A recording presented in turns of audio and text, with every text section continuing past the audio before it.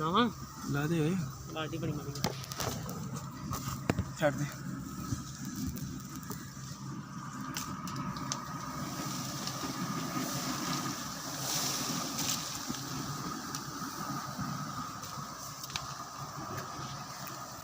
सरकार किधर मुंह करके बैठे हैं देखा जाओ अल्लाह माफी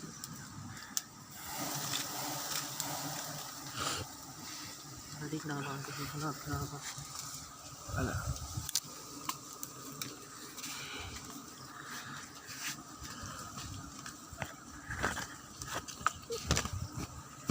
ओहो इधर कम